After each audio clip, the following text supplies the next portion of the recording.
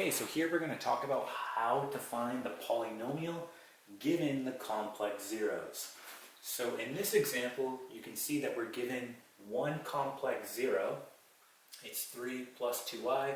So again, we have a real part, which is going to be 3, and an imaginary part, 2i. Okay, so they want us to find the polynomial based on this information. Now, we're given only one complex zero, and in order to do this, we're going to have to find the other complex zero, and we call that the complex conjugate. And let's talk about where this comes from. Notice that we're dealing with a complex zero here, or a complex number. So, if we look at the imaginary part, we know that the square root of negative 1, I'm going to go ahead and write that right here, the square root of negative 1 is equal to I. Okay? So if we're taking the square root, we know that we must have plus or minus. Okay? So if we have plus 2i here, that means that minus 2i also has to exist. Okay? And we call that the complex conjugate. So what we're going to do is, we have to write out the other zero here, which is going to be, let's go ahead and write it right now, we're going to get 3. So notice how my real part does not change, it remains 3. It's my imaginary part that's going to change, since it comes from the square root of negative 1, and we know that when we take the square root, again, it's going to be plus or minus. So here we have the positive version, which is plus 2i.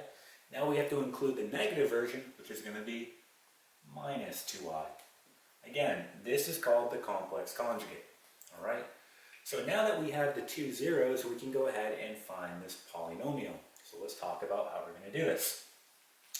So we have to go in reverse. We know how to solve for the zeros. We factor, and we take each of those factors, set them equal to 0, and solve. So we want to go in reverse.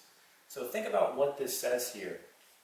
This actually says, since it's solved, x equals 3 plus 2i. And this says x equals 3 minus 2i.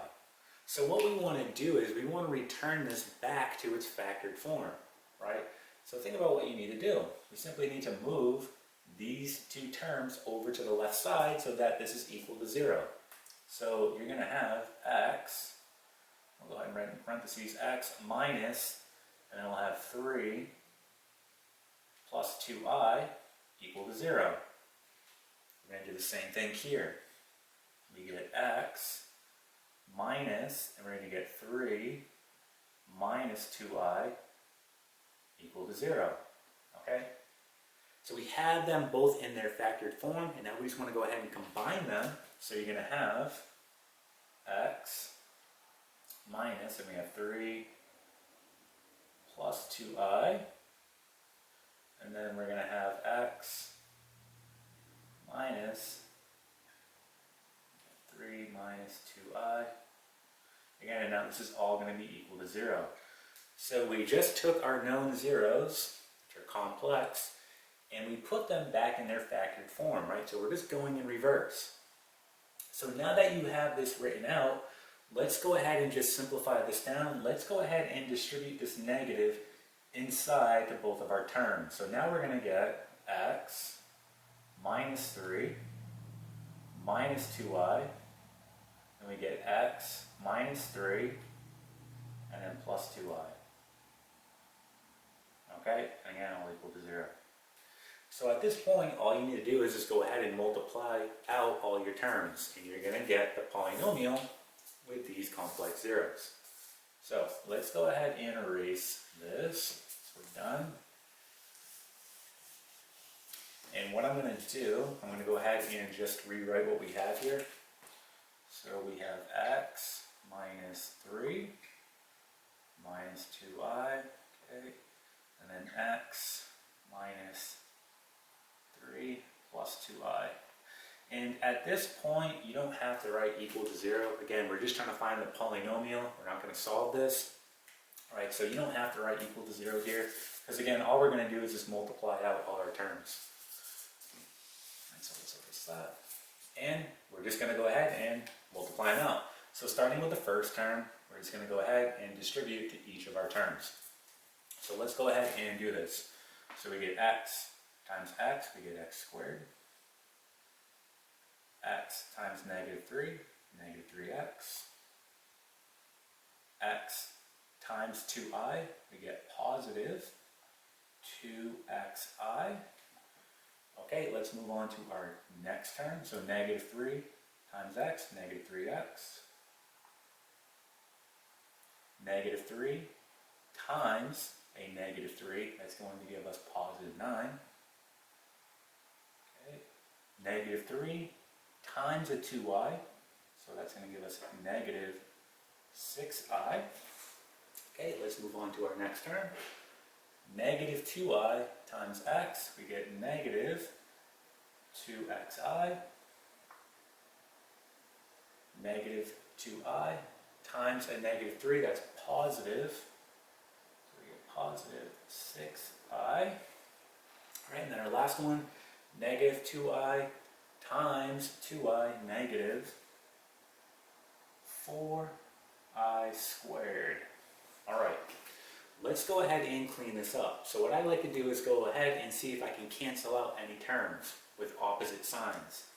Okay, so looking through this, I'm looking right here. I have a positive 2xi and a negative 2xi. So what I can do, I can go ahead and just cancel those out. All right, so let's do that. So these are going to naturally cancel out. Let's see if we have any more. Well, right here, a negative 6i and a positive 6i. Those cancel each other out. All right, now it looks like that's it. So let's go ahead and combine our like terms now. So x squared, well, we don't have anything we can combine that with, so we're just going to go ahead and write that out. So we get x squared, and then we have a negative 3x and a negative 3x. We can combine those, so negative 6x, right? And if you want to go ahead and cross out the terms as you go, that way you know you're done, you can do that. And then let's go ahead and look at this right here. We have negative 4i squared. So let's go back to this right here. The square root of negative 1 equals I, right? So if I want to know what I squared is, well, again, this is an equation. All you have to do is square both sides. When you do that, you're going to get negative 1 equal to I squared. So I squared equals negative 1. So where I see an I squared, I'm going to go ahead and plug in a negative 1. And I can do that right here. So negative 4 times negative 1. Again, replacing that I squared with negative 1, this gives me positive 4. Okay? And now we see that I have a 9 and a positive 4, so that's going to give me 13. So I get plus 13. And that's it. So here is our polynomial that has the following complex zeros. And we can see that it is a quadratic. Okay, and that is it.